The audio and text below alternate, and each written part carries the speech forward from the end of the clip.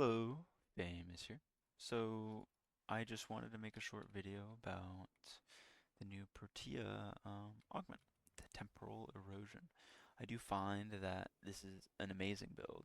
Feels very comfortable to play with, and I've had a lot of fun playing with it. So just starting right off, a big note that I want to preface this with is Archon Vitality does not have to be leveled. The main reason why you run Archon Vitality is for the double heat procs, essentially. So when you're running Blaze Artillery, you're essentially doing double damage, which is really nice. And yeah, so you run basic strength, duration with just a little bit of range. You don't need a ton of range for this build, um, and that's really the focus where I was coming from. I do think that you could probably run 100 range if you want to do, but I do think the extra range with Larva is quite nice because you're able to pull enemies in uh, to the range, and then it makes it a little bit easier for your Blaze Artillery to get off along with your grenades. So I run Molt Augmented and Molt Efficiency. Molt Augmented obviously to get the strength up higher, so I'm shredding more armor, I'm doing more damage. Molt Efficiency just makes your life a little bit more easy. It's such an ability heavy frame. You're using so many of your abilities. I think getting that little bit of extra duration is really nice.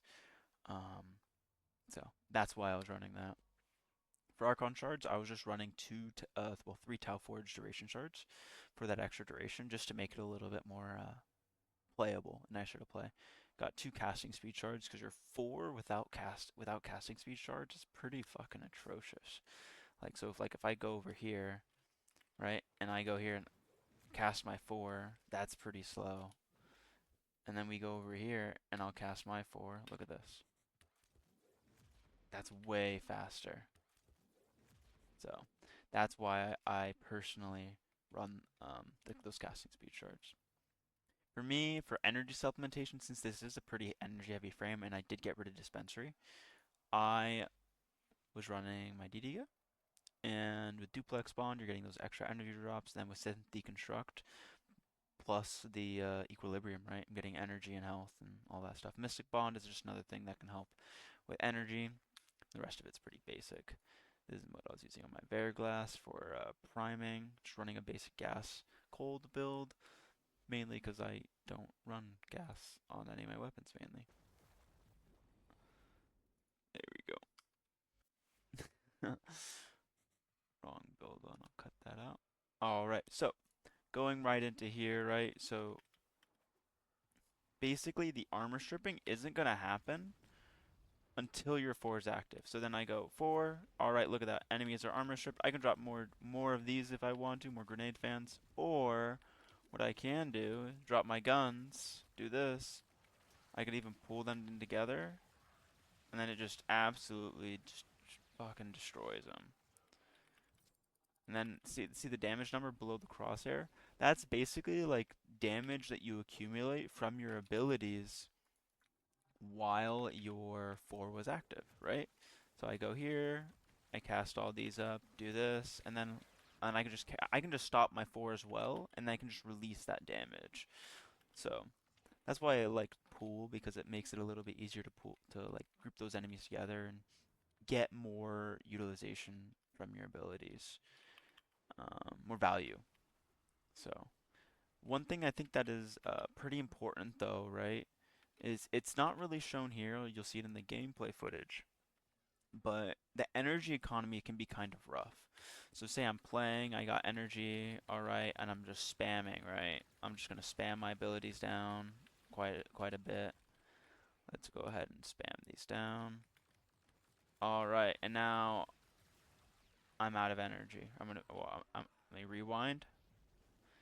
You're gonna go back to having your energy here, but there's gonna be times where you're so see right here, right? This is after I casted temporal erosion. You don't regain the energy from temporal erosion. So I think it's pretty important to, when you're playing, to try to stay away, at least while temporal erosion is active, unless you absolutely need the energy to pick up those energy drops, because then you could save that for after temporal erosion has not temporal erosion, temporal anchor has run out. So essentially, it's just it makes your energy a little bit like it just makes so you don't run out of energy. Because I found that when I was running around a lot, I was just running out of energy. I just didn't like that. So, once I started maintaining kind of like a choke point, and then I would like, okay, I kill a bunch of enemies, I go out through, end my temporal anchor, run back through, pick up the energy, and then I'm good to go. So, that's kind of, what I find that works for me. I'm gonna play a little bit of gameplay footage just so you can see how it worked with some acolytes. Um, and yeah, if you guys have any questions, don't be afraid to let me know. And yeah, I hope you guys enjoy the build and have a great day.